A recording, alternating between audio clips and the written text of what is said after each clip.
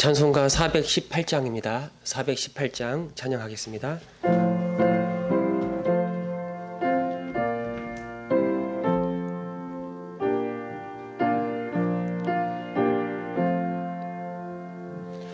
기쁠 때나 슬플 때나 도우시는 사랑의 주, 기쁠 때에 찬양하고 슬플 때 기도합니다.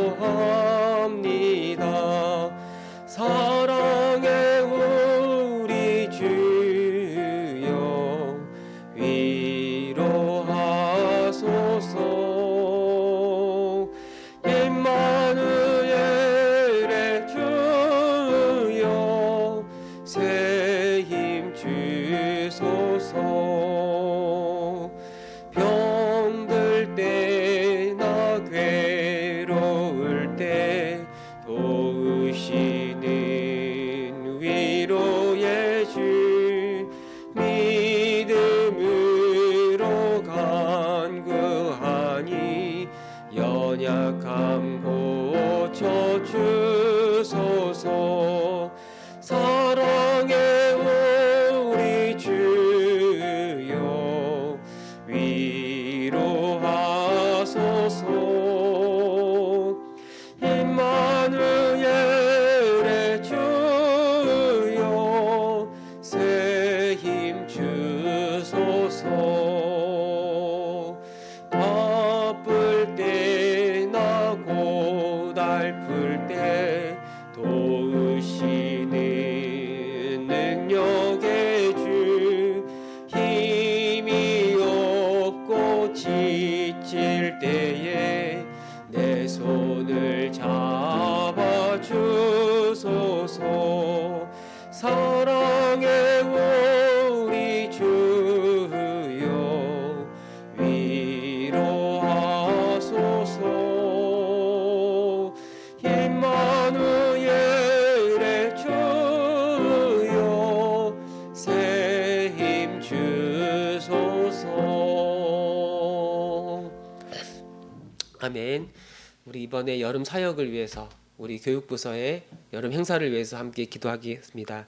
이번 주 토요일, 주일 우리 중고등부 수련회를 시작으로 그 다음 주인 초등부, 유치부, 그 다음에 청년부에 이르기까지 매주 토요일에 이제 수련회 여름 성경학교가 지금 준비되고 있습니다.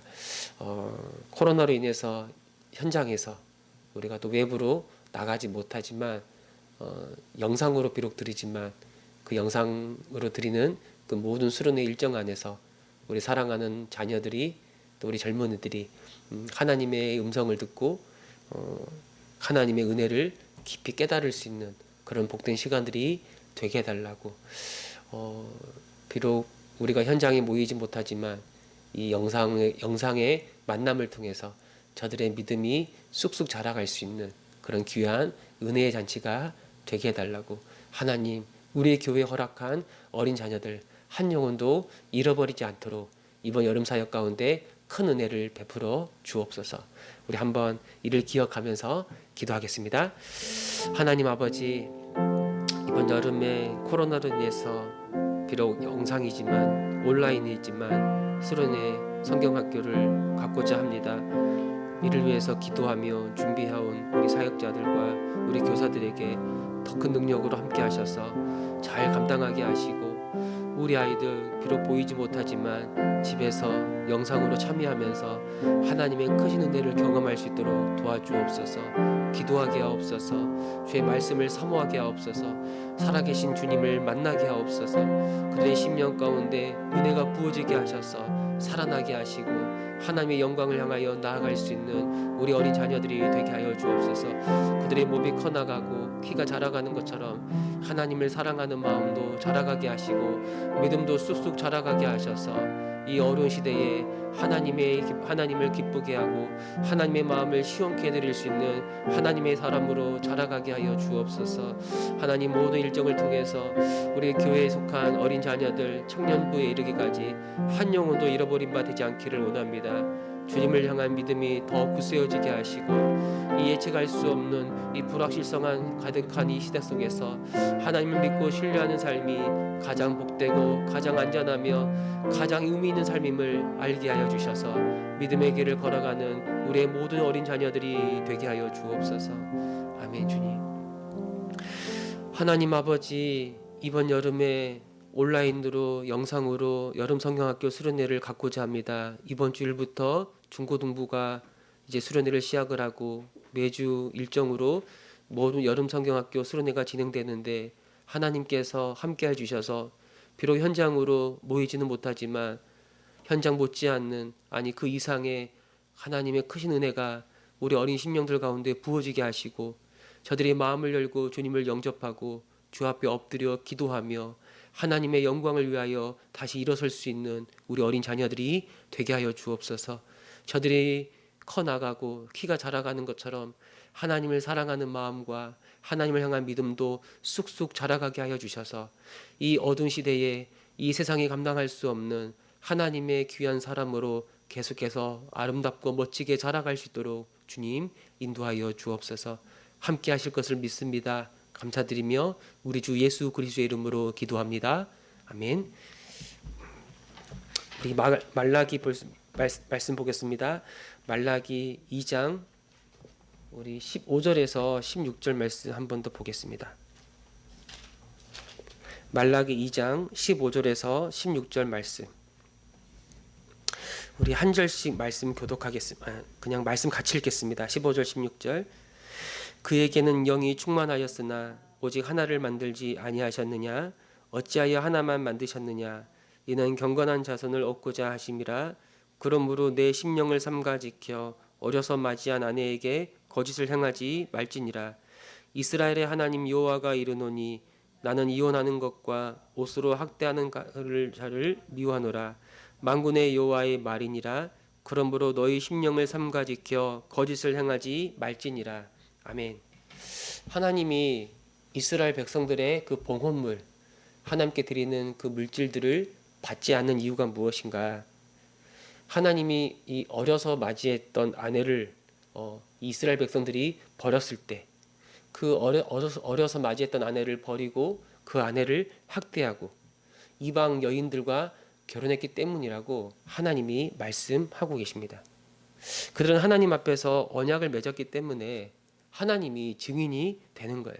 그러니까 결혼을 하면서 하나님 앞에서 하나님의 성소를 바라보며 서약을 한 거죠.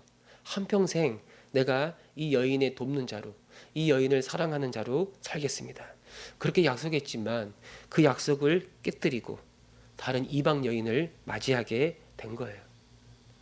가정에서의 그 삶, 자기 아내를 대할 때 또 그의 모든 일상이 하나님 앞에 어떠한가?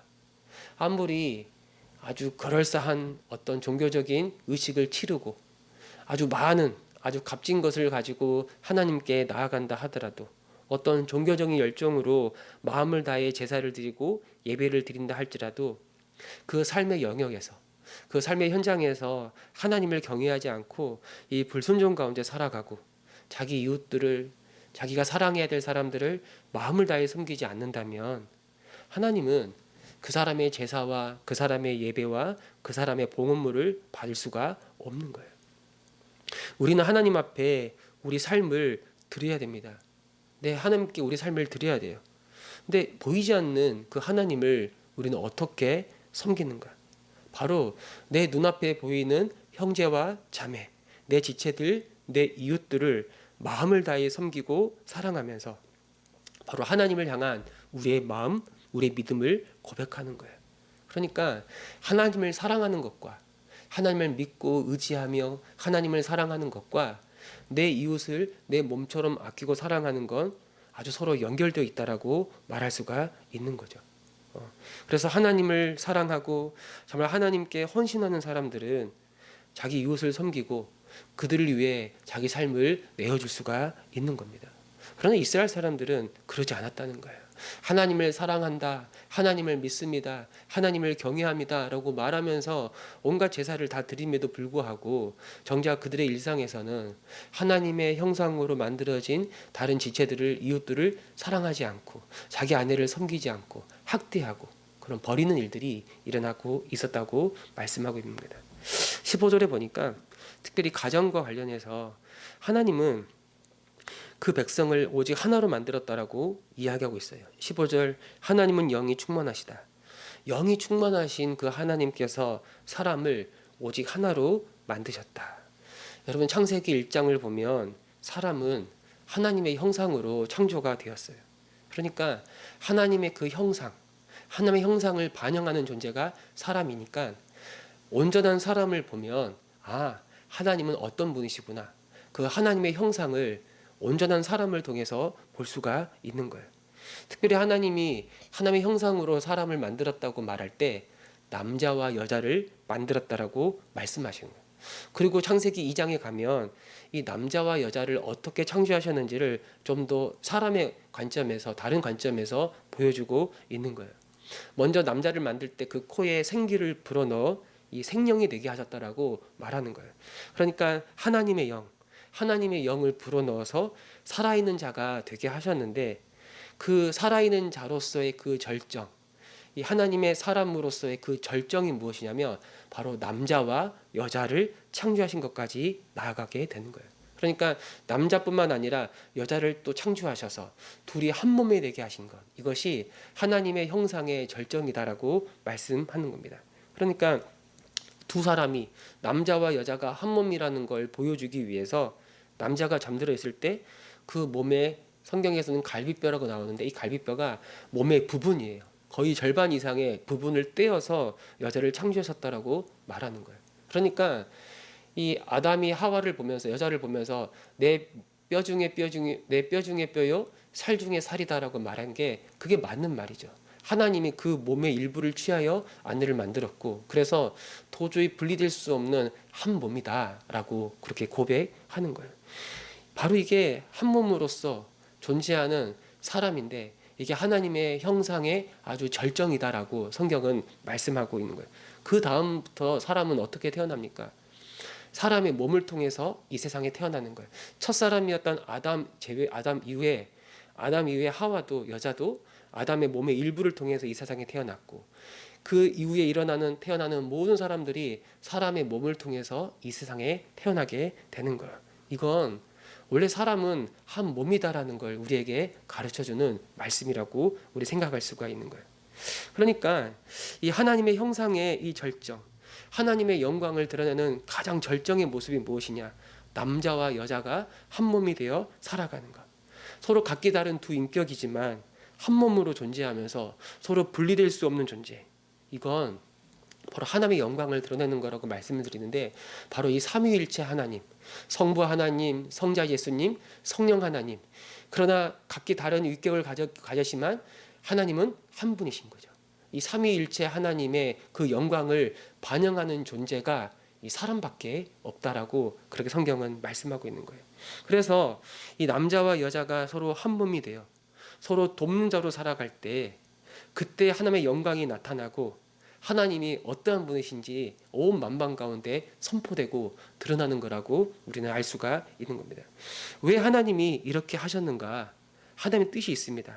하나님의 뜻하신 목적이 있는데, 사람을 한 몸으로 창조하시고 그들에게 말씀하실 때 생육하고 번성하라, 하나님이 그렇게 말씀하셨어요.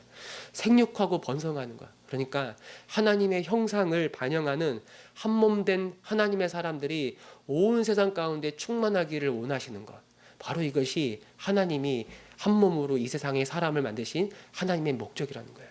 아담과 하와뿐만 아니라 이들처럼 모든 사람이 한 몸으로 서로를 사랑하고 서로를 돕는 자로 살아가는 그런 하나님의 사람들이 온 세상에 가득하여 하나님의 영광을 드러내는 그런 세상을 하나님이 꿈꾸셨다고 말하고, 오늘 본문에 보니까 15절에 그런 표현이 나옵니다. 하나만 만드셨느냐? 이는 경건한 자손을 얻고자 하심이라. 경건한 자손이 얻고자 하심이라. 네, 하나님이 경건한 자손들을 얻게 하기 위해서 그렇게 만들었다. 삼위일체 하나님이 서로 사랑하고 서로 도우면서 하나로 존재하는 것처럼 남자와 여자뿐만 아니라 그들을 통해 태어나는 모든 사람들이 하나님을 닮아 하나님의 그 형상을 반영해서 서로 사랑하고 서로 도우며 한 몸으로 살아가는 것, 바로 그것이 하나님의 기쁨이고 하나님의 영광이고 바로 그것이 이 세상에 사람을 창조하신 하나님의 뜻이요 목적이다라고 말하고 있는 거예요. 여러분, 그래서 사실 남자와 여자를 한 몸으로 창조하셨다, 이 말씀은 단지 결혼관계만, 부부관계만 말하는 게 아니에요. 결혼을 뛰어넘어서 사람은 어떤 존재인지 또 어떻게 살아가야 하는지를 우리에게 보여주는 말씀이 있는 거예요. 하나님이 의도하신 하나님의 형상으로서의 진정한 참 사람은 홀로 존재하는 게 아니라 한 몸 되어서 서로 돕는 자, 서로 사랑하는 자, 서로를 위하여 살아갈 때 가장 아름답고 가장 영광스럽고 그것 자체가 보이지 않는 하나님의 그 영광, 거룩, 그 형상을 보여주는 거라고 그렇게 말씀하고 있는 거예요. 그러면서 이 말라기 선지자가 이야기합니다. 15절, 16절 하반절에 보면은 그러므로 내 심령을 삼가 지켜 어려서 맞이한 아내에게 거짓을 행하지 말지니라. 또 16절 하반절에도 너희 심령을 삼가 지켜 거짓을 행하지 말지니라. 심령을 지키라. 심령을 지키다라는 말은 우리의 마음을 지키라고 말할 수 있어요. 마음을 지키다. 이 사람의 마음은 우리 인격, 지식과 감정과 그 의지의 좌소라고 그렇게 말합니다. 이 마음으로부터 모든 게 흘러나오는 거예요. 이 마음이 부패되면 그 부패된 마음으로부터 온갖 더럽고 온갖 부정하고 온갖 악한 것들이 우리 삶에 나타나는 거예요. 그래서 이 마음을 지키는 게 참 중요합니다. 근데 어떻게 마음을 지킬 것인가? 내가 마음을 지켜 내 아내에게, 내 이웃들에게 거짓을 행하지 않고 그를 귀하게 여기고 한 몸으로 존귀 여기며 그를 섬기며 사랑할 수 있을까? 어떻게 우리의 심령을, 마음을 지킬 수 있을까? 전체 맥락과 흐름을 보면 하나님의 말씀, 하나님의 말씀을 붙잡고 나아갈 때 우리 마음을 지킬 수가 있는 거예요. 여러분, 마음을 지킨다. 이 마음을 움직이는 것 중에 가장 중요한 게 지식입니다. 지식. 어떤 지식이 우리 마음을 지키고 어떤 지식이 우리 마음을 움직이는가? 바로 이 거룩한 지식이라고 말하는 거예요. 하나님의 말씀이, 이 거룩한 지식이 우리 안에 있을 때, 하나님께서 그 말씀으로 우리 마음을 붙들고 살아갈 때 그 마음에 하나님을 아는, 하나님을 경외하는 거룩한 지식이 있을 때 이 아담과 첫사람 하와가 하나님 말씀에 불순종했을 때 하나님의 말씀을 거역하고 그 마음에 하나님 말씀 듣는 것을 거부하고 자기 스스로 주가 되어 살아가고자 했을 때 그 선악과의 열매를 결국 먹게 되고 온갖 부패와 타락이, 죄가 이 세상 가운데 들어온 것 아닙니까? 이 마음을 지키는 게 너무 중요한데 이 마음을 지킨다는 말은 하나님의 그 말씀을 붙잡고 살아가는 거라고 말할 수가 있는 거예요. 오늘 우리 신약시대를 살아가는 우리에게 적용해 본다면 우리 마음속에 그리스도가 있는가? 그리스도의 생명이 우리 안에 역사하고 있는가? 우리 주님은 항상 말씀으로, 항상 복음의 진리로, 항상 예수 그리스도의 모든 것으로 우리를 붙드시고 우리를 인도하는 거예요. 그래서 우리 마음속에 이 진리의 말씀이 충만하고 우리의 마음속에 이 그리스도의 말씀이 충만할 때, 그 말씀으로 우리가 살아갈 때 우리는 진실된 사람으로 이 세상을 살아갈 수 있고 내 이웃들을 섬길 수가 있다라고 말하는 거예요. 여러분, 심령을 삼가 지키는 것, 마음을 지키는 건 날마다 말씀으로, 날마다 복음으로 우리 마음을 새롭게 하는 거예요. 마음을 지키자. 그래, 마음을 지켜야 돼. 내가 결심하겠어. 결단한다. 그래서 우리 마음을 지킬 수 있는 게 아니에요. 말씀을 가까이 하고 말씀 앞에 엎드리고 하나님이 예수 그리스도 안에서 우리를 위하여 행하신 그 일이 무엇인지를 날마다 알아가고 날마다 기억하고 그 십자가의 은혜를 묵상하는 것, 바로 그것이 우리 마음을, 우리 심령을 지키는 거예요. 이 마음, 이 거룩한 지식이 우리 마음을 날마다 새롭게 하고, 그래서 날마다 새로운 마음으로 날마다 힘을 얻고, 그래서 내 이웃들을 사랑할 수가 있는 겁니다. 여러분, 하나님의 형상으로서 지음받은 사람의 절정이 무엇인가? 그게 바로 한 몸으로 살아가는 거라고 말씀을 드렸어요. 하나님은 한 몸됨의 영광을 가정 안에서 남편과 아내의 관계를 통해 보여주셨고, 이건 단지 결혼만을 가리키는 게 아니라 원래 모든 사람이 하나가 되어서 서로를 돕는 자로 살아가는 것, 한 몸된 존재로서 하나님의 거룩한 백성을 창조하기를 원하셨던 게 하나님의 마음이라는 것도 말씀을 드렸습니다. 우리는 어떻게 그렇게 살 수 있을까? 어떻게 이렇게 한 몸으로서 다른 사람을 위하여 나를 내어주며 살아갈 수가 있을까? 우리는 알고 있습니다. 우리 마음이 새로워질 때, 우리 마음이 그리스도로 충만해서 예수님의 인격이 우리 안에 살아있을 때, 바로 그때 우리는 거짓된 것이 아닌 진실을 행하고 마음을 다해 섬기며 사랑할 수가 있는 겁니다. 주님, 날마다 주의 말씀이, 날마다 거룩한 지식이 우리 마음을 새롭게 하여 주시고, 새롭게 된 우리의 마음을 통해서 마음을 다하여 힘을 다하여 섬기며 사랑하고, 그래서 하나님의 그 형상, 그 영광이 우리를 통하여 나타나게 하여 주옵소서. 이것이 오늘 저와 여러분 우리의 기도가 되기를 바랍니다. 아멘.